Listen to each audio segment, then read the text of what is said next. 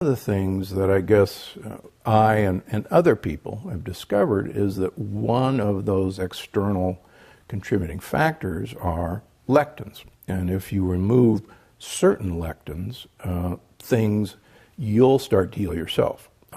Let me give you another example. If we're out on the ocean in a boat and the boat springs a leak in the bottom of the boat and water is rushing in, we have two options. The one option is we grab a bucket and we start bailing.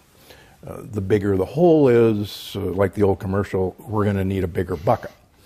And I think that most systems for healing the gut are just giving people buckets to bail whatever. It's a lot easier to plug the dumb hole. And then you don't need buckets. And so if lectins are one of the major ways that we get leaky gut, then if we get lectins out of our diet, that's how we plug the holes. Unfortunately for us, the lining of the gut is only 1 cell thick. And so imagine 1 cell thickness keeping everything you eat or everything living in you, like bacteria, separated from you. And they're all held together, locked arm in arm with tight junctions. So what Dr. Fasano showed with gluten, which is a lectin, is that gluten makes its trouble by causing leaky gut. So once those spaces are open, not only do lectins get through, which are foreign proteins, they're splinters, but also pieces of bacteria, or living bacteria, also get through the wall.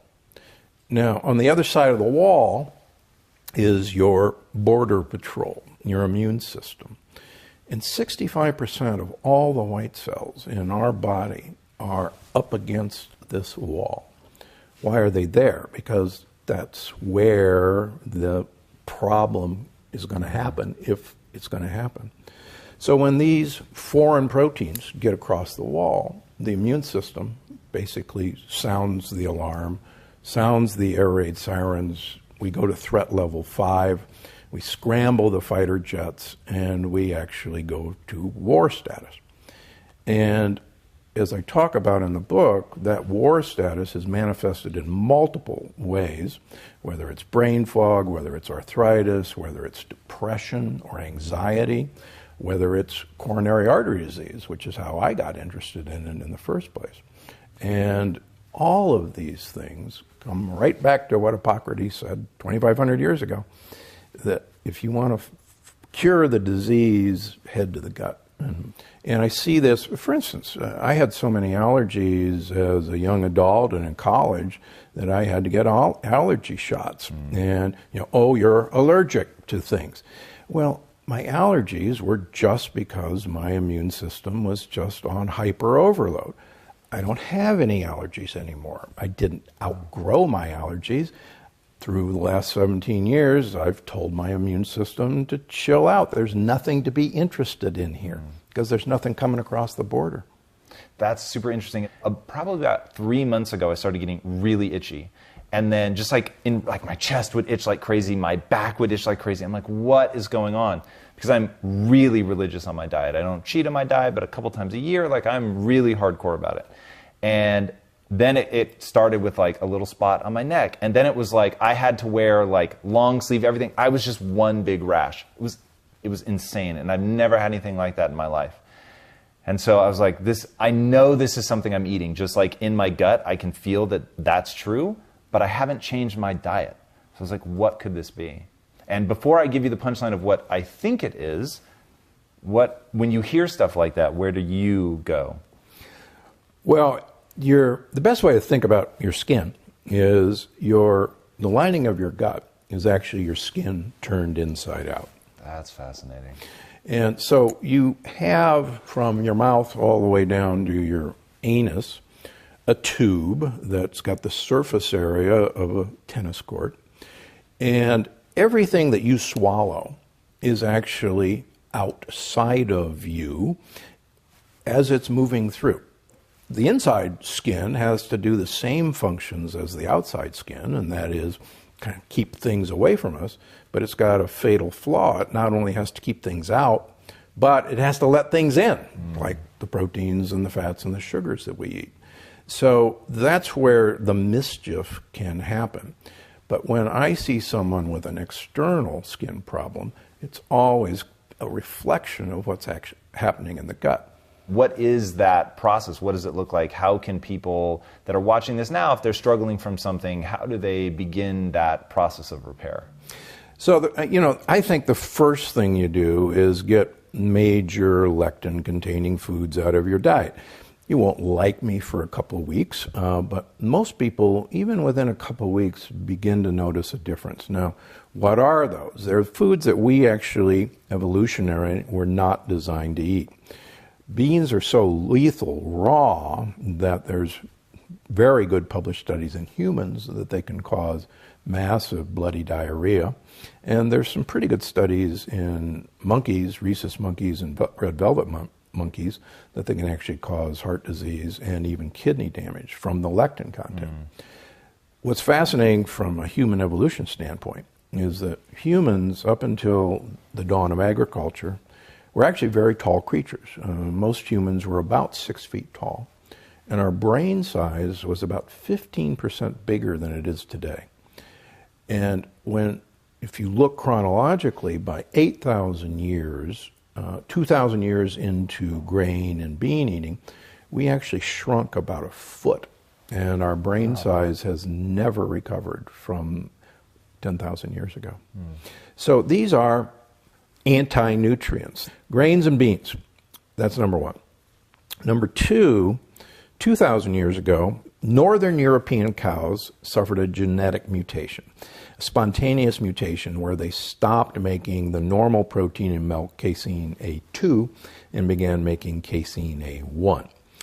Now, casein A1 has a lectin-like protein that is converted into a compound called beta-caseomorphine, which can cause a direct immunologic attack on the beta cell of the pancreas, the insulin-producing cell in the pancreas. And there's some pretty good evidence, and it's accumulating every year, that one of the causes of type 1 diabetes or juvenile diabetes is casein A1 milk. And it actually correlates very well in countries that have casein A1 cows. They have much higher incidence of type 1 diabetes than countries that have casein A2 cows. Cheeses, for instance, are safe from France, Italy, and Switzerland. Sheep, goats, and water buffalo are all casein A2. And what is it about that that's so problematic? It actually it's a lectin-like compound that stimulates an immune response. So just as I would get from the beans or whatever, I'm exactly. getting You'll get the same thing. Okay. So it's a very new addition to our diet. Now, the newest addition to our diet is some of our most precious foods are North American or South American foods. For instance, in the nightshade family, potatoes, eggplant, peppers, tomatoes, and goji berries. So the nightshades, the peel and the seeds have the lectins. And Native American Indians in the Southwest always peel and deseed their peppers. They char their peppers, they deseed them, and then they either grind it into chili or eat them that way. But they always do that. The Italians always peel and deseed their tomatoes before they make sauce. And is this like a cultural intuition kind of thing where they... Yeah.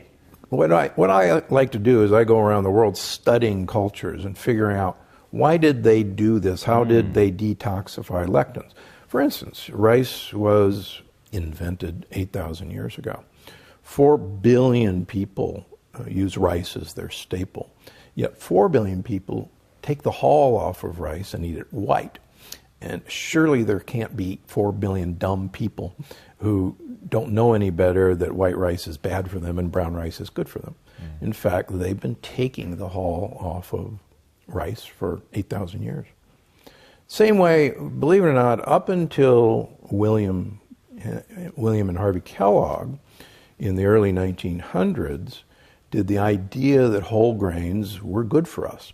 And if you look back 50 years, and when the whole grain goodness really caught on, you'll notice that a lot of our current health issues, including this epidemic of autoimmune disease didn't occur. This epidemic of dementia didn't occur. And so whole grains are one of those wonderful myths that got perpetrated by a few individuals. The other individual that perpetrated this, English surgeon by the name of Dr. Burkitt. And Dr. Burkitt did some missionary work in Africa in the middle of the last century. And he is a colon surgeon, a guy who would operate on colon cancers. And he went down there to do some work, and nobody had colon cancer.